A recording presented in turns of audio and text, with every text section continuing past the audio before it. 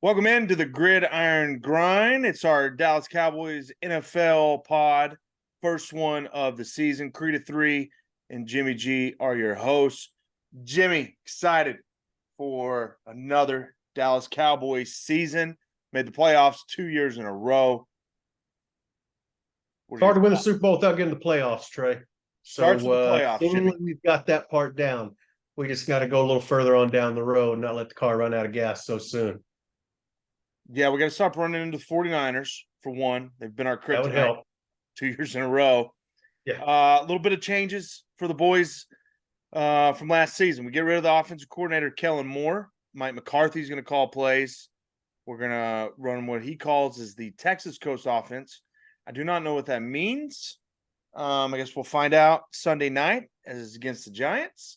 I hope it means less interceptions for Dak Prescott's and more touchdowns would be a Less great interceptions, more receptions.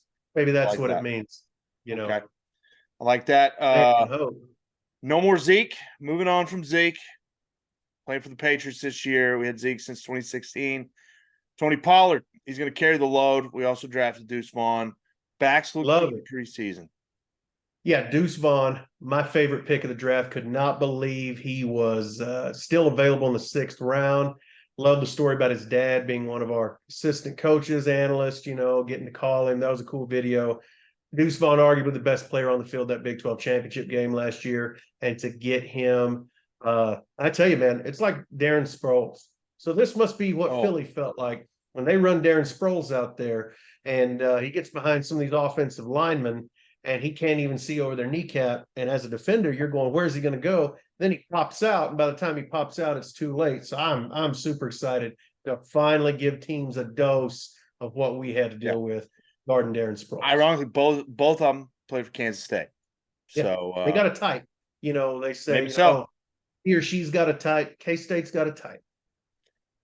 We also had Cowboys also had Brandon Cooks to the receiving corps, had CeeDee Lamb and Michael Gallup. We got 3 legit receivers. We got weapons, we got options. We lose kind of Dak's safety blanket in Dalton Schultz, the tight end. But I like our tight end group. We got 3 of them. We got the guy from Michigan, Shoemaker, tight end from Michigan, Ferguson, Hawkinson, Hendershot. I don't even know their names yet, but I like what I saw from him backing up Schultz last year. I like what I've seen from him in the preseason. I think I'm going to know their names after the first week or two. I love Ferguson and Hendershot. Both of them are dogs, and of course, like you said, I love our tight end room. There's guys. Pittsburgh Steelers. I don't know who's overdrafting wide receivers for them, but that guy needs a raise. They don't miss on wide receivers. They may not stay with the team. They don't miss on wide receivers. Whoever's over tight ends for the Cowboys, same thing. We have not missed on tight ends. Even before Jarwin was a stud, gets hurt. Next guy up is Schultz. Schultz plays so well, we let Jarwin go. Now, again, same thing. Our tight end room has got to be the best, one of the best in the league, top to bottom. Absolutely. So offense looks like it should be better this year, even though we lose Zeke and we lose Schultz. We add a receiver. Offensive line, I have a little bit of concerns. Cowboys did re-sign Zach Martin. Great. Re-signed Terrence Steele. And so, but Tyron Smith's getting up there in age. Tyler Biadasz. I do think Tyler Smith had a really good rookie season. So I'm hoping the offensive line can be a little bit better this year. Same 5 starters that started the second half of the season once Tyron Smith came back from his injury. So hopefully Smith can stay healthy. And I think this offense, if we can get clicking and Dak can not turn the ball over, just throw it to the guys wearing Cowboy jerseys. I like this offense. I really like this offense. Defense. I mean, we got a dominant defense. Michael Parsons, he's in his prime, baby, and he looks great. Diggs didn't have as many interceptions last year, but you got to beware of Diggs. You had Stephon Gilmore on the other side, so we got a complete set of cornerbacks. I think this defense just picks up right where they left off. Dan Quinn, how great has he been? And somehow we've got him to come back again 3 years in a row. I think we got a complete team, and as bad as I felt losing to San Francisco last year, thinking Dak's never going to get it done if he can't beat Brock Purdy. Somehow here I am again.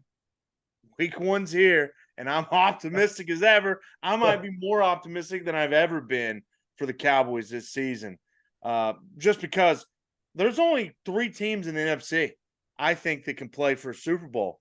Cowboys, Eagles, 49ers. I mean, we're one of the top 3. Unfortunately, we're in the same division as the Eagles.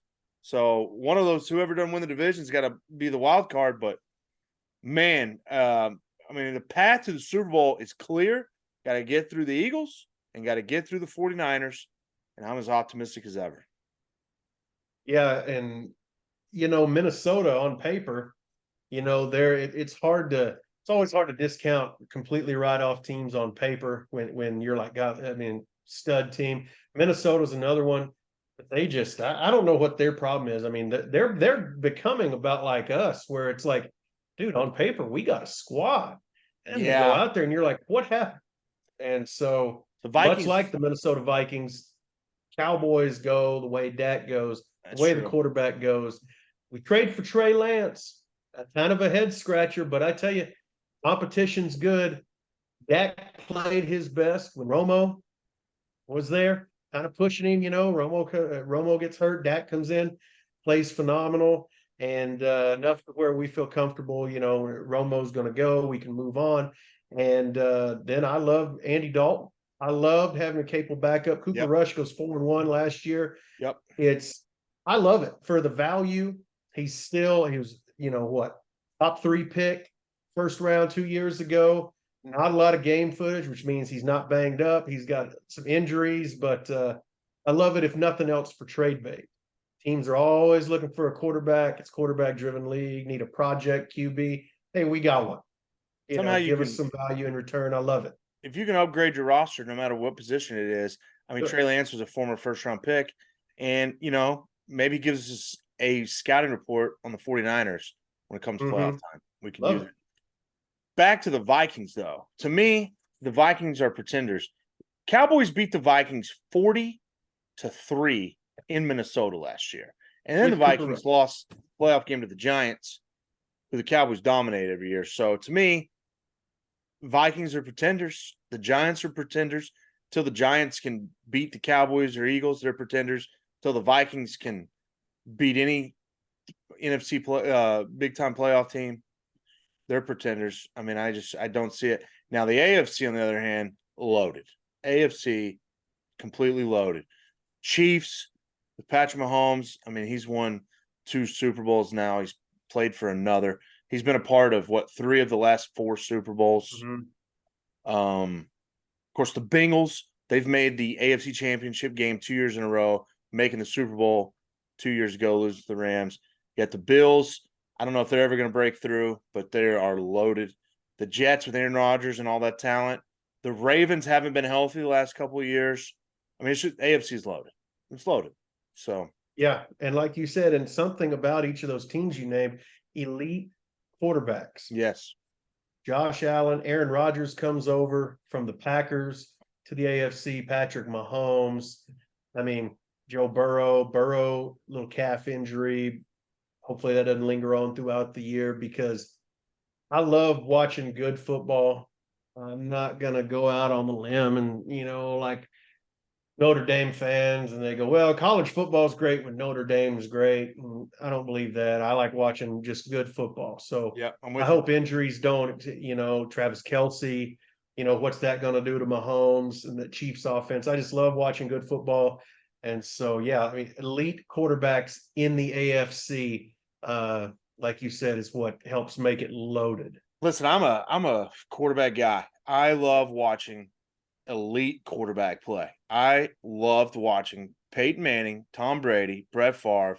I mean, I watched every one of their games I could. I just love watching elite quarterback play. The AFC has got it. I mean, Patrick Mahomes, that's who I will watch every one of his games that's on TV. Joe Burrow. Love me some Joe Burrow. I mean, that guy, what he's done, turning the Bengals franchise around. Yeah. How terrible were they when he got there? And his last 2 years, he took them to the AFC Championship, including one Super Bowl, lost a close one to the Rams. I love watching those two guys play. Aaron Rodgers may be the most gifted right arm in the history of our game. Him and Dan Marino. I mean, what Aaron Rodgers can do, especially he's at a point in his career where he's old enough. He can't be the sole. Like the Packers had no support for him. They just Right. we need Aaron Rodgers to be unbelievable.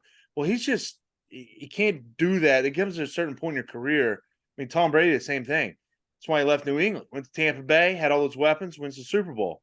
And I think that's what Aaron Rodgers is trying to do. He wants to be a part of it, not be the sole reason. And I think he can do that with the Jets better than he could with the Packers. The Packers, they just don't have the weapons he needed to maximize what's left of his career. Crazy. We talk about it. Packers went from Hall of Fame quarterback to Hall of Fame quarterback and only have 2 Super Bowls to Yeah. show for it. It's maddening. They didn't, God, nobody's done what the Browns have done at QB.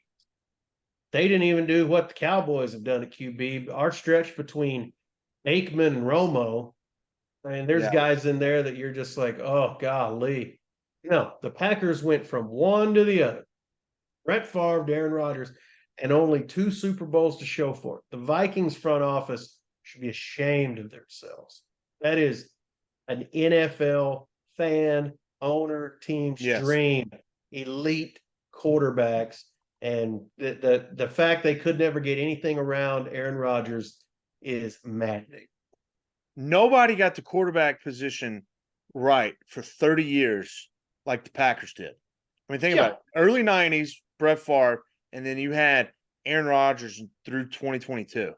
That's 30 years of consistent Hall of Fame quarterback play. That's never happened before, might not ever happen again. I mean, 30 years of having a Hall of Fame quarterback, 2 of the best to ever do it. You only won 2 Super Bowls. Well, at least you won 2, but at the same time, man, I think the Packers are going to look back in a few years and be like, how the heck did we only win 2 in that 30-year span? We'll see. See how they go now. Let's see how the Packers go. Yeah, it's the Jordan Love. It's the Love boat up there in Green Bay now. We'll see. It is going to be nice, hopefully, for the Cowboys not to have to worry about Aaron Rodgers and the Packers coming into Cowboy Stadium. I mean, I don't think Aaron Rodgers. Now we got to worry about Aaron Rodgers and the Jets. Now we got to worry about the Jets, at least in the AFC. If we get to them in the playoffs, at least in the Super Bowl, I don't think Aaron Rodgers ever lost at AT&T Stadium, which could be a problem because I think we play the Jets in Dallas this year. Yeah, play them at home. That's gonna be tough. That's gonna be tough. But I'm excited. I'm excited for the boys. Excited to have college on Saturday, NFL on Sunday. Just full weekend of football. Let's talk about what I love is now. Since we're doing the show, and listeners, you guys can do it too if you're taking our picks. You can use it as an excuse.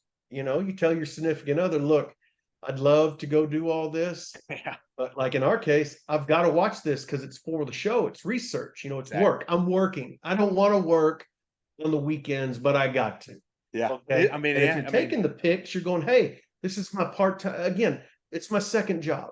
Working. I don't want to work every Thursday through Monday, but I gotta. When Sunday gets here, the grind of having to get up on Saturday and watch 12 hours of football and then get up on Sunday, you're tired. I mean, nobody wants to work on Sunday, and you got to get up and do it again. I mean, it's a grind. That's why we call it the gridiron grind. Yeah. We do it. That's what the grinding part in the name is about. Exactly. You're exactly right, Trey. Because we love it. I mean, we go back-to-back days. We just put in that time, and we grind it out, Not everybody can do it. But, somebody's got to do the dirty work, Jimmy. Might as well be us, Trey. Might as well be us. So, all right. Cowboys opener Sunday night at the New York Football Giants. Let me throw out a little stat for you. Dak Prescott came into this league in 2016. He lost both games to the Giants that year. He went 13-3 as a starter. ironically, he's dominated the NFC East. All 3 games his rookie year were 3 losses were to division opponents. I think he lost to the Eagles once at the end when basically we weren't playing for anything. We had the number 1 seed locked up, but he lost both games to the Giants. Since then, Jimmy, he has not lost to the New York Football Giants. Dak Prescott dominates the Giants. He's 10-2 career record. Like I said, 27-7 record against the NFC East. And 3 of his 7 losses came in his rookie year. I mean, the Cowboys, hopefully this continues, but they have dominated the Giants, whether it was in New York or in Dallas. Giants coming off, they had a pretty good year last year. Brian Daboll was their coach. Daniel Jones looked better at quarterback. They got Saquon Barkley. They got some talent. But what are you looking at? Cowboys at Giants Sunday Night Football. Well, like you said, Brian, the Giants have gotten better. Some say Brian Daboll has done more for this is the most that a heavy set guy has done for the Bronx since Notorious B.I.G. R.I.P. Brian Daboll. However, they still got Daniel Jones at quarterback, and they have a disgruntled workhorse stud running back in Saquon Barkley. Disgruntled. How hard's he going to play? He's on a 1-year deal. What's he going to give his all to get hurt and then not be able to make any money? It's already a quarterback league. We're watching Jonathan Taylor. We're watching all these running backs hold out for money, and they're going, you got to get it because, it's kind of a rough time to be a running back. You heard Le'Veon Bell come out and say, yeah, I shouldn't have did what I did. I should have stayed in Pittsburgh. Yeah. So now what? Now what's going to happen? Saquon's going to go all out like he has been. Wrong. Last year we averaged 400 yards of offense against the New York Football Giants. I don't see anything changing. Like you said, we own them. Dak owns them. I think we come out and we open up with a win and kind of set the season on the right track. I do want to throw this out there. Hopefully, reverse jinx. We've opened the last 2 seasons in prime time. 2 years ago, it was Thursday night at the Buccaneers. Great game. Lost at the end. Tom Brady was Tom Brady. Last year, we hosted the Buccaneers Sunday Night Football to open the season and stunk it up. So we're 0-2 our last 2 season opener primetime games. I'm hoping we end that streak this week against the Giants. This year against the Giants. Coming to an end. So Cowboys at Giants. Excited. Cowboys back. NFL's back. I'm excited. I hear everybody talk about Scott Hansen and his NFL Red Zone. I have DirecTV, so I've never got that. We had the NFL Sunday Ticket, which was great because you could watch any game you wanted. But now Sunday NFL Ticket's on YouTube TV. Interesting to see how it does on the stream. See how if it has the bandwidth to withhold all those people, millions of people trying to watch the football. Hopefully the stream. It's the first time we're doing something like this. Hopefully it works out. But the good thing with DirecTV, I get to watch NFL Red Zone with Scott Hansen. So I'm pretty fired up about that. Get my first dose. You remember the issues that Prime had first game right out of the gate? Yes. You got major companies unprepared for the amount of traffic. Ticketmaster and T-Swift, Amazon Prime and the NFL. Get it together. And that was one game. Amazon Prime was one game. First game. All the games. You're talking about all the games. YouTube, you're up. Let's see if you can, let's see what you can do. See if you can do it. All right, we got questions of the week given to us throughout the preseason. We'll go with the first one. I'll ask to Jimmy, send it to Jimmy's way. Charlie from our hometown of Sherman, Texas. All right, go Bearcats. Go Cats. Got their first win last week. Right. Fellow classmate of ours, Coach Allman, first win as a head Bearcat. Got him in overtime. I was on my way back from Dallas. I went to listen to Kevin Von Erich, the last of the Von Erich wrestling family that's left alive, and listen to him speak. I'm getting back into town. I look, I say, boy, it's third quarter starting, and I'm in Allen. I beelined it 80 or to 380, headed towards Princeton, and caught the fourth quarter and overtimes and the Bearcat wins. So it was a good Nice. night. It was a good night all around. All right, this was Charlie from Sherman. Jimmy, do you believe that Dak Prescott can lead the Cowboys back to the NFC Championship and eventually to a Super Bowl? I got to go with yes, because I think we have a team. I think as a whole, the team is capable of doing it. And I say this thing with same thing with Romo.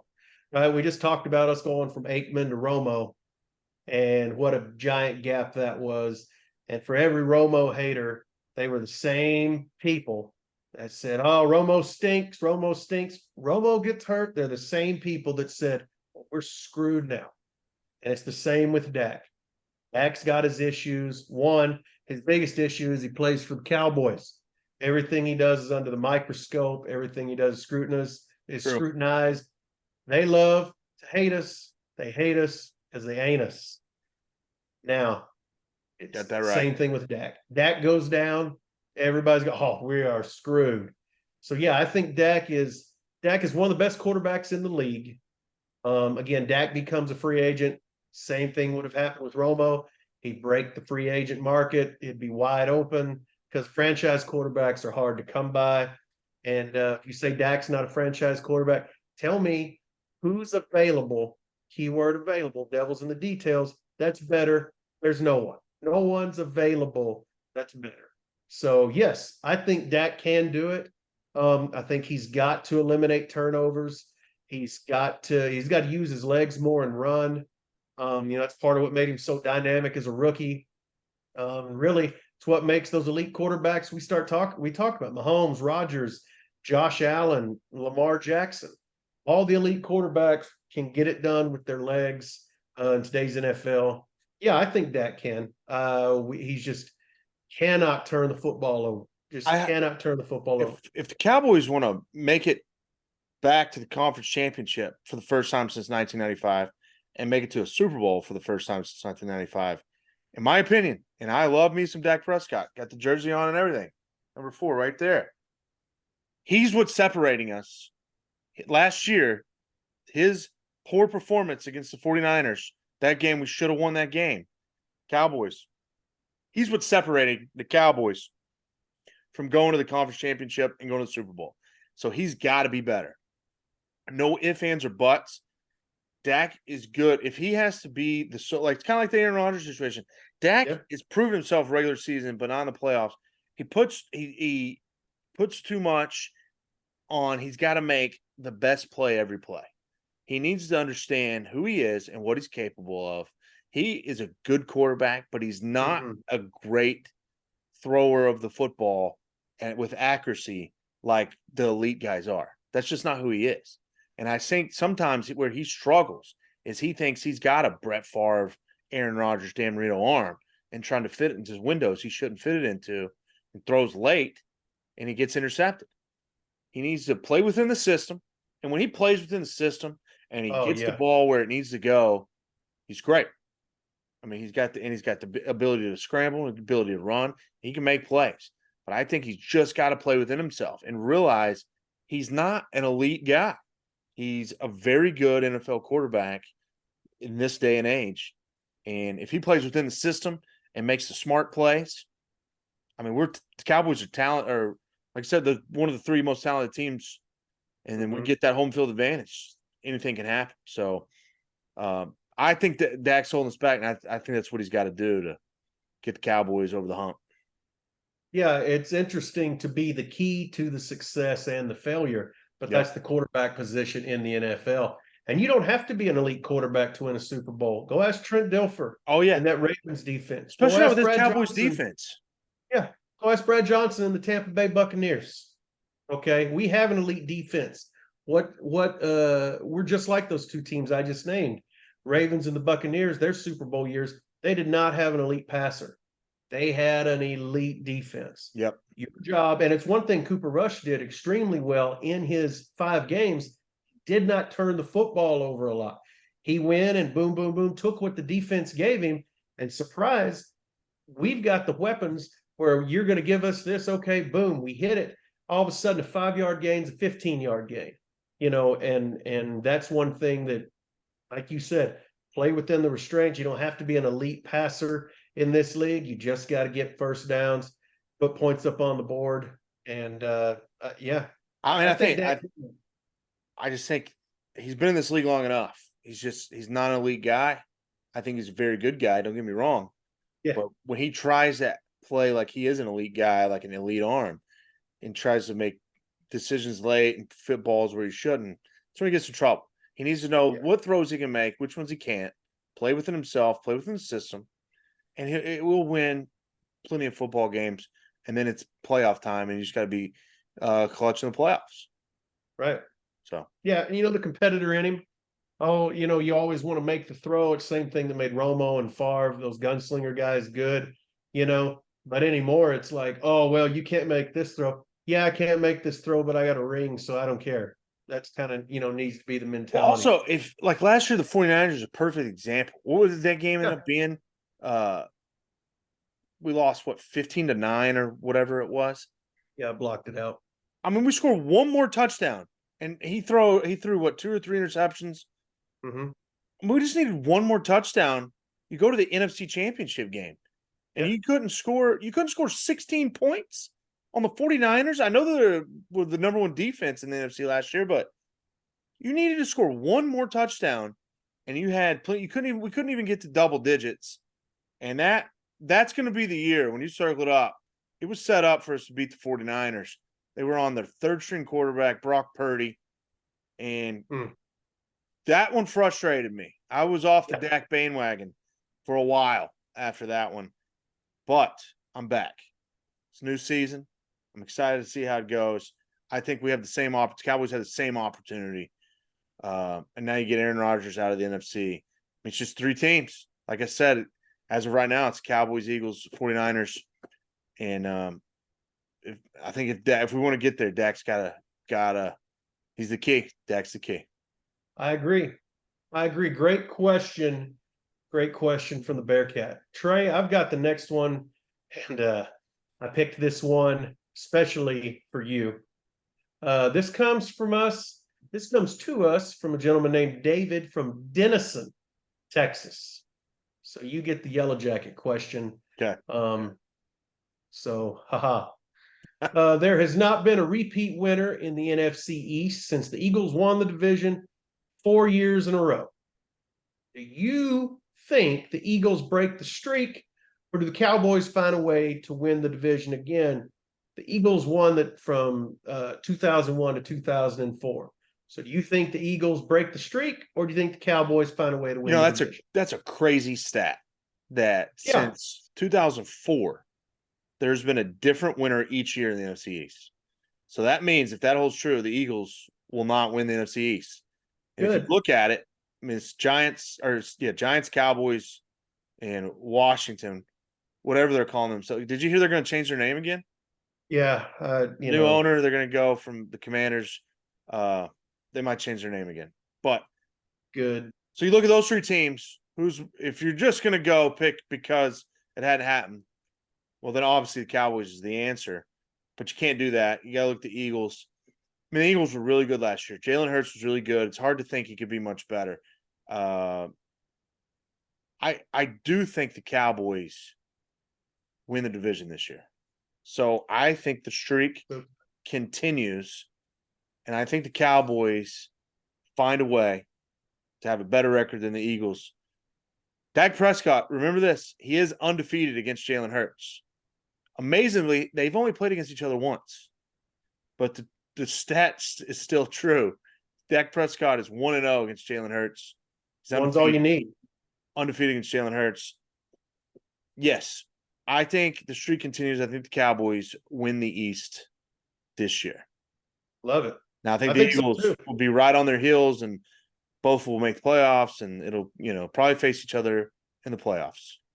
The But Philadelphia Georgia Bulldogs, as they're slowly becoming, yeah, Philadelphia's turning into the Athens of the North. they sure Like are. you said, still got to run through them. But yeah, I think the Cowboys win the division too. I like that. I like it. Great answer, Trey. We both took when we went to Arkansas, our annual trip to Arkansas. There was a bet, and it was your idea, and I jumped on it as well. Cowboys over 3.5 division wins. So you get 6. You get 2 against the Eagles, 2 against the Giants, 2 against Washington. 3.5. If Dak stays healthy, even if Cooper Rush has to play 1 or 2, I like that over. They got to go 4-2 in the division. I like that. Let's get into the show. Final segment of the show. It is our bets, NFL bets for the week. Now, again, NFL football starts Thursday this week, and I got a game for you. Thursday night game. The Lions at the Chiefs. Over/unders 53. I'm going under 53. I got some stats to help you back that up. Kansas City, they got 2 new starting tackles. They got a new offensive coordinator. The offensive coordinator, Eric Bieniemy, goes to Washington. And now, news earlier this week, Travis Kelce's hurt in his knee, and he's questionable for the game. So you have all those factors. It's going to take a little time for this new KC offense to get clicking. But here's the key stat here. Primetime unders. So night games, standalone games in the NFL. Primetime unders are 125, 84, and 3. That's 60% the last 4 years. On top of that, Jared Goff is 14-9, which is 61% to the under, with a line of 51 or higher. Thursday night games alone are 19-8-1, 70% to the under, with a line over 51. All that criteria is met. So I got Lions at Chiefs Thursday night opener under 53. I took that exact same bet for very similar reason. Lions are tough. Dan Campbell basically has a team that is him. If he could morph into a team, it's the Detroit Lions. They're tough. They play hard. He's another coach. He is who Matt Patricia thought he was. Yes. Right? Dan Campbell looks like he would run through a brick wall himself. The man is a beast, former Cowboy tight end. Just love Dan Campbell, love his intensity.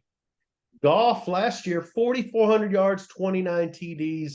Impressive. Amon-Ra St. Brown, a legit NFL wide receiver. I mean, just the guy's phenomenal. I expect him to have a big year. For him to have a big year, Goff's got to have a big year. And like you said, Travis Kelce hyperextending his knee. Here's a stat for you. With Kelce, who is Mahomes' favorite target, in case anyone somehow did not know. With Kelce on the field, Chiefs average 6.7 yards a play, 8.2 yards per passing attempt, and 12.4 per completion. Without Kelce, 5 yards per play, 7.1 yards per attempt, 10.6 yards per completion. Now you're saying, Jimmy, that's just a yard. Okay, you're right. It's about a yard in every stat. Well, you ask the Tennessee Titans about a yard. They'd love to have that extra yard. Well, how many times says, 3rd and 4th down comes down to a yard? How many? 100%. 100% comes down to sometimes an index card. Okay, so that's how important Travis Kelce is to the Kansas City Chiefs. Without him, football's a game of inches, and without him, I can see Kansas City not getting some of those inches they're used to getting. So give me the under as well. A great bet. Great bet. I'm going to go. Oh, yeah. Well, my next one. Yeah, go for your next one. I'm taking a home dog. New England Patriots +4 hosting the Philadelphia Eagles. I know the Eagles are good. They're the better overall football team. But you give Bill Belichick a long time to prepare for an offense. And Belichick and the Patriots want to make a statement how good he still got it defensively against the Super Bowl, NFC champ, Super Bowl runner-up Philadelphia Eagles. I think this is a time because the Eagles could still win by field goal and you cover this bet. I like the Patriots getting 4 at home against the Eagles. Hard to bet against Belichick, especially in Foxborough. I like that bet, Trey. Mine is bingo. I got so excited. I apologize. I was cutting you off because I got so excited about this one. Bengals, Browns, under 47.5. Okay, Cleveland's going to get its Deshaun Watson here in its 2nd year. Cleveland's tired of being the 3rd professional team in Ohio behind the Bengals and Ohio State. Burrow's got a calf injury. Now, your quarterback, Trey, when your legs aren't underneath you, you're stepping. It's going to affect the deep ball. It's going to affect you passing. So we'll have to keep an eye on this calf injury. Um, I think Cleveland was in the game last year. They lost 23-10. Again, that's still under 47. I think Cleveland's defense is going to come out trying to make a name for themselves. And I can see this one going under. So give me Bengals and Browns under 47.5. Good pick. Joe Burrow was winless against the Browns until the second game last year. He did not beat the Browns. So the Browns always play him tough. It's a great pick. I got two more, and I'm going to give them to you both right now, back to back, because they're for the same reason. Sunday night game, Cowboys at Giants. Monday night game, Bills at Jets. Both of them, the over-under is 46.5. I'm taking the under on both of them for that primetime stat I just gave you earlier about how the under 60% the last 4 years in primetime games. So Sunday night, Cowboys at Giants, under 46.5. Take that. And Monday night, Bills at Jets, under 46.5. That's my 4 NFL bets. I like that. The Jets defense is going to be one to watch out for. We know Sauce Gardner. The Jets have gone all in. I like both those unders, Trey. I'm gonna rapid fire mine too. I've got Tampa Bay, Minnesota. Give me Minnesota -6. No Brady, no Dalvin Cook, no Brady for the Bucks, no Dalvin Cook for the Vikings. But I think Minnesota having a better quarterback. I mean, dude, the quarterback room is Mayfield, Kyle Trask, and John Wofford in Tampa Bay. Minnesota can win that. No Mike. Well, I say no Mike Evans. He's hurt too, questionable. Questionable. Minnesota -6. Last one, Saints Titans under 41. Derek Carr left the Las Vegas Strip for Bourbon Street. No Alvin Kamara, suspended for 3 games, but Jamal Williams, he comes over. He's serviceable. Olave is pretty good, I've been told. New Orleans has an elite defense. Another quarterback room full of questions is Tennessee's. Yes. They got Tannehill, Will Levis, and they drafted him in the second round last year after drafting Malik Willis in the third the year before. They're trying to find Tannehill's replacement. Quarterback room's in shambles. Derrick Henry's the only thing they got. They're trying to shop him around. Again, another running back who's probably looking at going to be on a new team next year. Give me the under. Saints Titans under 41. All right. 8 winners, 4 apiece for you on our opening Dallas Cowboys NFL pod. Don't forget, we're going to do a live post-game show after the Cowboy game on YouTube. So you make sure you want to join us for that. Give us your questions. We'll probably be there for like 15 minutes, 10, 15 minutes. Just give our quick thoughts about the game. Have everybody, Gridiron Cowboy community, jump in after the game. Give us your comments, your questions. We'll address them and just kind of get together and talk it through, whether we win or lose, Cowboy fans. So we're excited for that. That's going to be Sunday night, right after the game conclusion. We'll probably start a few minutes after the game, and we'll go for about 10 or 15 minutes. But other than that, that'll do it for us this week on The Grind. Like, comment, subscribe. Check out our website, gridirongrindsports.com. Coffee with Creta, Jimmy's Big Three. We got action for you all week. All right. Love it. Love a great show. Let's have another weekend of football. We'll see you next week. See ya. Hey, we're about to